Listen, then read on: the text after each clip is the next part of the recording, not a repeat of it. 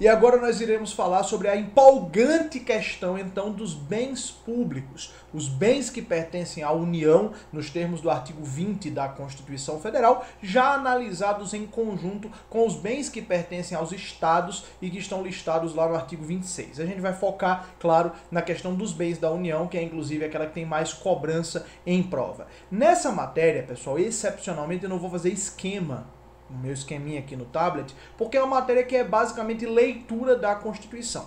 Mas claro que eu também não vou ficar com você lendo o texto da Constituição, que isso você faz sozinho. Eu vou trazer aqui o texto constitucional e vou trazer aqui cuidados com como é que isso cai na prova e quais artigos da Constituição que estão conexos a isso e eventualmente questões de doutrina e de jurisprudência. Então vamos começar aqui, ó, o artigo 20 da Constituição, ele vai começar dizendo logo que são bens da União. Mas toma cuidado, primeira informação relevante, este rol não é taxativo, este rol não é fechado, não é números clausos. Esses não são os únicos bens da União.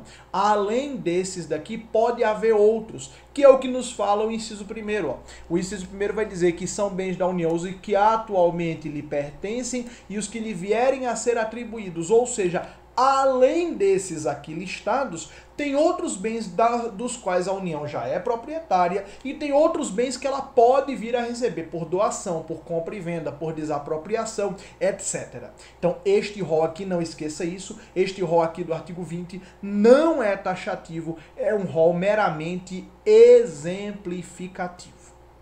E aí vem agora o primeiro conteúdo, o primeiro bem mesmo que precisa ser listado, que são as terras devolutas. Só que toma cuidado, tem um adjetivo aqui importantíssimo, que é o adjetivo indispensáveis.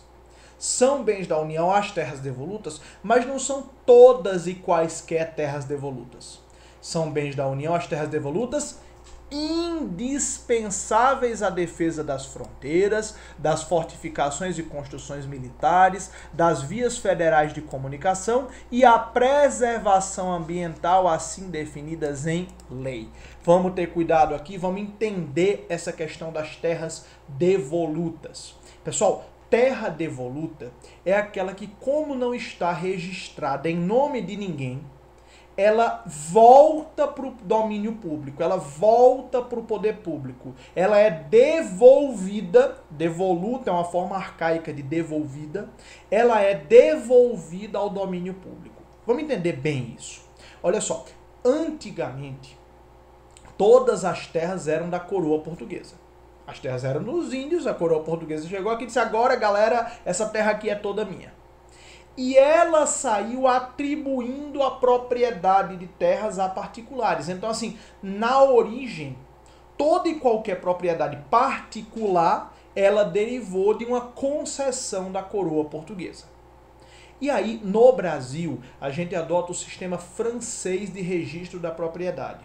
Ou seja, isso é lá do direito civil. Ou seja, no Brasil, você se torna proprietário de um bem imóvel, e terra é um bem imóvel, você se torna proprietário apenas com o registro em cartório. Se você não tem o registro em cartório, você pode até ter a posse, mas você não tem a propriedade.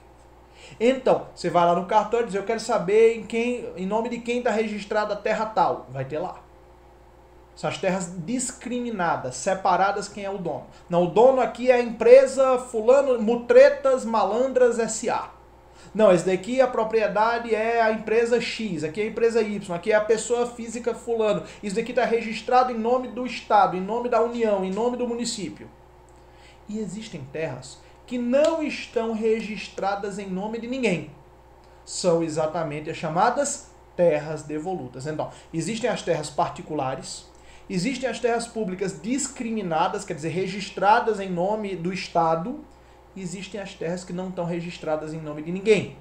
Essas terras são qualificadas como terras devolutas e elas são 100% públicas, mas não 100% da União. Pulo do gato, cuidado, acorde, ó. Toda terra devoluta é pública, mas nem toda terra devoluta é da União. São bens da União as terras devolutas, como diz o 20, inciso 2º, indispensáveis à defesa das fronteiras.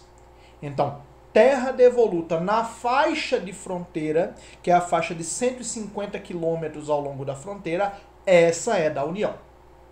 As terras devolutas indispensáveis à defesa das fortificações militares. Então, se tiver uma terra devoluta perto de uma área militar, ela é da União. As terras devolutas indispensáveis à defesa das vias federais de comunicação. Vias federais de comunicação são as estradas, as BRs. Então, por exemplo, se você trafega muito em BR, eu às vezes gosto de dar uma viajada de carro, você tem aqui BR-060, que é Brasília-Goiânia. Aí você tem lá, antes de construir as margens da rodovia, consulte o DENIT. Por quê? Se tiver uma terra devoluta às margens de uma rodovia federal, esta terra devoluta é federal. Beleza? Então são questões que você vai analisando aqui. Então quer dizer, são da União as terras devolutas indispensáveis à defesa das fronteiras, das fortificações e construções militares, das vias federais de comunicação, as BRs, e à defesa das áreas de preservação ambiental definidas em lei. E as terras devolutas que não forem indispensáveis a isso, sobram para os estados da federação. Está lá no artigo 26, inciso 4º. Então, atenção. Toda terra devoluta é pública, por definição. Terra devoluta é aquela que, como não está registrada em nome de ninguém, sobra para o poder público. Mas desse universo de terras devolutas 100% públicas, uma parte é da União, outra parte é do Estado, dos estados. Qual é a parte das terras devolutas que é da União? As que forem indispensáveis à defesa das fronteiras, das fortificações e construções militares, das vias federais de comunicação e das áreas de preservação ambiental, assim definidas em lei. Beleza? Vamos agora para o inciso 3º. Eu não vou ler com você todos os incisos, porque tem alguns que quase nunca caem na prova. Você em casa, você que tem um interesse em ser aprovado, eu tenho interesse em você ser aprovado também, mas o interesse é prioritariamente seu. Você vai ler o artigo 20 inteiro, mas eu vou trazer aqui o filé dele, o que realmente cai na prova com maior frequência. Beleza? Mas aí vê só, olha agora o inciso 3º, esse despenca também, ó. São bens da União os lagos, rios e quaisquer correntes de água que estejam ou em terrenos de seu domínio, ou seja, um lago que tenha dentro de um terreno da União, ele é federal, ou que banhem mais de um estado, sirvam de limites com outros países, ou se estendam a território estrangeiro ou dele provenham. E também os terrenos marginais, a margem de 15 metros, e as praias fluviais, a praia dos respectivos rios. Calma, vamos entender essa questão do domínio hídrico, até porque em relação ao domínio hídrico, eu tenho um jeito mais fácil de você entender do que o jeito que está aqui listado na Constituição. Acompanha comigo aqui, eu vou fazer um esqueminha para você, olha só. Está aqui o estado de Minas Gerais. Aí aqui eu tenho o Rio das Velhas. O Rio das Velhas nasce em Minas e morre em Minas. A quem pertence o Rio das Velhas? Bom, se ele nasce no estado e morre do estado, ele é estadual. Agora, e o Rio São Francisco, que nasce em Minas e banha também Bahia, Alagoas, Sergipe e Pernambuco até desaguar no mar. Opa, peraí. O Rio São Francisco é um rio que banha mais de um estado. Se ele banha mais de um estado, ele é um rio de propriedade federal. Não ia ser um pedacinho do rio para cada estado, né? Então aí ele é propriedade federal. Tanto que a transposição do Rio São Francisco é uma obra federal, uma obra feita pela União. Do mesmo jeito, também será de propriedade federal um rio que provém de território estrangeiro, como é o caso do Rio Negro. O Rio Negro nasce na Guiana, entra no Brasil e aí a parte brasileira do Rio Negro é de propriedade da União, porque é um rio que provém de território estrangeiro, ou que para ele se dirija. Quer dizer, você tem o Rio Paraguai, que nasce no Brasil e vai para o Paraguai. A parte brasileira do Rio Paraguai é da União, porque é uma questão que envolve a soberania nacional. É um rio que se dirige a território estrangeiro. E também o rio Guaporé. O rio Guaporé, que faz a fronteira aqui do Brasil com a Bolívia. Então, a metade brasileira do rio Guaporé pertence à União, exatamente porque é um rio que faz fronteira com outro país. Se você olhar direitinho, tem uma certa similaridade entre terra devoluta e domínio hídrico, rio. Terra devoluta é tudo pública. Algumas são da União, outras são dos estados. Rio é a mesma coisa. Rio é sempre público. Alguns são federais, outros são estaduais. Para você lembrar e acertar na hora da prova, o rio ele é estadual se ele nascer e morrer dentro do mesmo estado. Em qualquer outro cenário, o rio é federal. Banha mais do estado, se dirige a território estrangeiro, provém de território estrangeiro, faz fronteira com outro país, aí é tudo federal. Beleza? Vamos agora destacar a questão do mar territorial, a questão do mar territorial que está lá no 20, inciso 5º. O 20, inciso 4 vai falar das ilhas. Eu tenho até um artigo escrito só sobre esse inciso 4, mas ele cai com menos frequência em prova. Aí o 5º e o 6º são importantes, ó. Os recursos naturais da plataforma continental e da zona econômica exclusiva e o mar territorial. Vamos explicar o que é isso, a questão do mar territorial e da zona econômica exclusiva. Bom, tá aqui, eu vou até botar em outro esquema, tá aqui a linha 0 da pré-amar ordinária de 1850. Essa linha foi demarcada na maré cheia, né? Na linha na verdade, isso daqui, essa questão é a linha da baixa mar, melhor dizendo, da maré seca. Foi demarcada essa linha em 1850. E aí, você pega essa linha aqui e você vai contar para dentro do oceano uma determinada milhagem. E aí você tem duas áreas principais aqui. O mar territorial e a zona econômica exclusiva. Vou explicar. Da linha 0, isso daqui é a terra, né? Isso aqui é a terra firme. Isso aqui é o litoral. Então, beleza. Da linha 0 até as 12 milhas náuticas, ou seja, 12 milhas dentro do oceano. 12 milhas náuticas vai dar mais ou menos uns 20 e poucos quilômetros, tá? Isso daqui nós temos o mar territorial.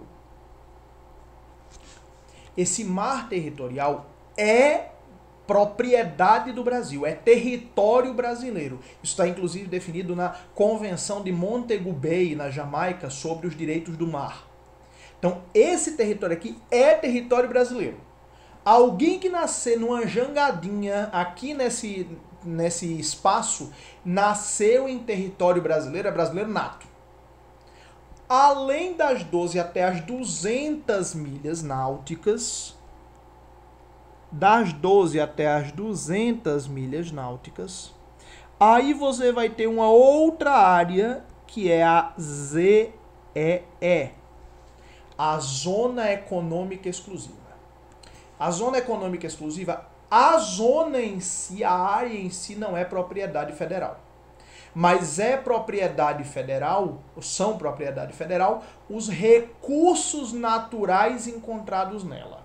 Então, por exemplo, se tiver aqui petróleo na zona econômica exclusiva, isso é um barril de petróleo, aí ele é da União. Se tiver aqui um cardume de atum aqui, isso é um peixe, aqui na zona econômica exclusiva, aí ele é do Brasil, aí ele não só é do Brasil, como ele é federal. Por isso que a Constituição coloca, e toma cuidado, são bens da União o mar territorial e os recursos naturais da zona econômica exclusiva. O mar territorial, ele em si é da União, a zona econômica exclusiva são águas internacionais, mas os recursos nela encontrados, esses sim pertencem à União. E aí, aproveitando aqui, ó, tem aqui o inciso 7º do artigo 20, altamente caído em prova, que são os terrenos de marinha e seus acrescidos. Primeiro, o que é terreno de marinha? Não tem nada a ver com a Marinha do Brasil. Terrenos de marinha, digamos assim, são os terrenos à beira-mar. Uma definição muito rudimentar seria isso, os terrenos à beira-mar. Porque você tem aqui, ó, na linha, agora sim, da pré-mar ordinária, da maré cheia ordinária de 1850, você chegou e demarcou aqui um pedaço, uma faixa de 33 metros para dentro da terra. Essa faixa aqui é a faixa dos chamados terrenos de marinha. Essa faixa, originalmente foi demarcada para servir de defesa territorial do Brasil, para você fazer fortificações militares. Só que depois, no século XX, com a defesa militar sendo prioritariamente aérea e não naval, a União começou a permitir a ocupação dessas áreas aqui por particulares. A União começou a conceder o uso dessas áreas aos particulares. Mas veja, os particulares aqui eles têm a concessão de uso, mas eles não são proprietários, porque o proprietário dos terrenos de marinha e dos seus acrescidos, quer dizer, de um aterro que seja feito aqui, o proprietário disso é a União. Então, aqueles hotéis à beira-mar de Copacabana e de Ipanema ali no Rio, ninguém é proprietário da terra. É todo mundo foreiro. A pessoa tem a concessão de uso, uma figura chamada de enfiteuse. Isso daqui está previsto na Constituição, vou mostrar para você, no 49 do ADCT. O artigo 49 do Ato das Disposições Constitucionais Transitórias, ele vai falar da questão da enfiteuse. Ó, a lei disporá sobre o Instituto da Enfiteuse em imóveis urbanos, quer dizer, em terrenos de marinha em área urbana, sendo facultado ao foreiro. Foreiro é quem está ocupando, é o particular que ocupa esse terreno. No caso da extinção, a remissão dos aforamentos, quer dizer, ele pode até se tornar depois proprietário, tá? E aqui tem especificamente a previsão no parágrafo 3º, ó. A enfiteuse continuará sendo aplicada aos terrenos de marinha e seus acrescidos. Isso daqui é importante porque já caiu em prova do CESP dizendo que, como os terrenos de marinha são bens da União, eles não podem ter o seu uso concedido aos particulares. Errado. A propriedade é da União, mas a Constituição prevê expressamente a possibilidade dessa concessão de uso aos particulares por meio dessa figura jurídica chamada de enfiteuse. Não se preocupa muito com o nome enfiteuse, mas se preocupe com a questão de que terreno de marinha e seus acrescidos são da União, mas que a União pode conceder o uso aos particulares. E agora o próximo inciso, lá voltando para o artigo 20, o próximo inciso que eu quero destacar é o inciso 9º, que fala dos recursos minerais. Olha só o que vai dizer, ó, são bens da União, olha o inciso 9º, os recursos minerais, inclusive do subsolo. Olha que coisa legal, quando você compra um terreno, você compra o solo. Mas o subsolo e qualquer recurso mineral no solo ou no subsolo continua sendo propriedade da União.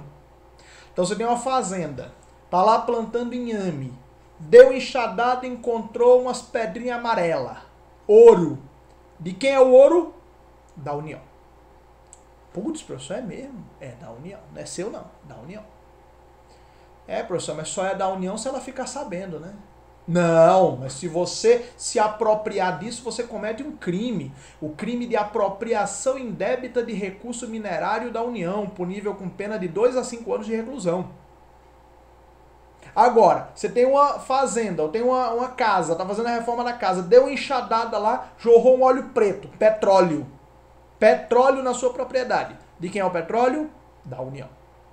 Claro que nunca é ruim achar petróleo na sua propriedade, tá? Então, inclusive a exploração desse recurso mineral, o artigo 176 e o 178 da Constituição Federal vão dizer que, nesse caso, a União, como proprietária do recurso mineral, ela vai escolher se quer explorar junto contigo em regime de parceria, de sociedade, se ela quer explorar e te dar um valor de royalties, ou se quer conceder para você explorar e você pagar royalties para a União.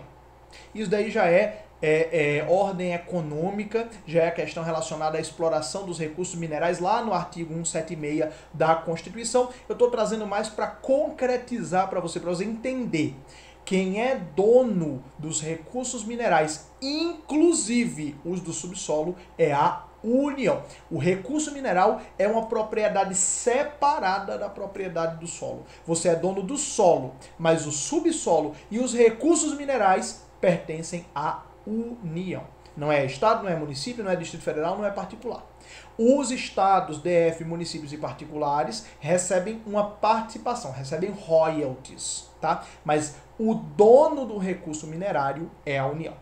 E para a gente finalizar, o inciso 11 merece destaque, que fala das terras tradicionalmente ocupadas pelos índios. Tome cuidado, olha só. Terra indígena não é de propriedade de União, de Estado, de DF, de município, nem de particular, nem dos índios. Terra indígena pertence à União. O dono, o proprietário da terra indígena é a União. Só que as terras indígenas, a União são um bem que pertence à União, mas que para a União não trazem nenhuma vantagem econômica. A União tem a obrigação de demarcá-las, mas a União não pode se aproveitar desses bens, porque a posse, quer dizer, o direito de ocupar essas terras é das comunidades indígenas, que tem inclusive o usufruto exclusivo das riquezas do solo. Quer dizer, qualquer riqueza que houver no solo, elas é que têm o usufruto exclusivo, o direito de usufruir, de explorar isso daí para manter a sua forma tradicional de vida e de ocupação. Isso está lá no artigo 231 da Constituição Federal. Vou mostrar para você, ó, lá na parte de índios. O artigo 231 da Constituição vai, inclusive, olha só, dizer que compete à União demarcar as terras indígenas. O parágrafo 1º vai definir o que são terras tradicionalmente ocupadas pelos índios. E o parágrafo 2º vai dizer aqui, as terras tradicionalmente ocupadas pelos índios destinam-se à sua posse permanente. A União tem a propriedade, mas a posse, o direito de ocupar, é atribuída de forma permanente aos índios. E também cabendo-lhes o usufruto exclusivo das riquezas do solo, não do subsolo, porque aí a propriedade dos recursos minerários já é da União. Mas então toma cuidado, terra indígena, a propriedade é da União, os índios têm a posse permanente e tem também o usufruto exclusivo das riquezas do solo. Esses são os pontos principais do artigo 20 da Constituição dos Bens da União que costumam mais frequentemente aparecer em prova de concurso.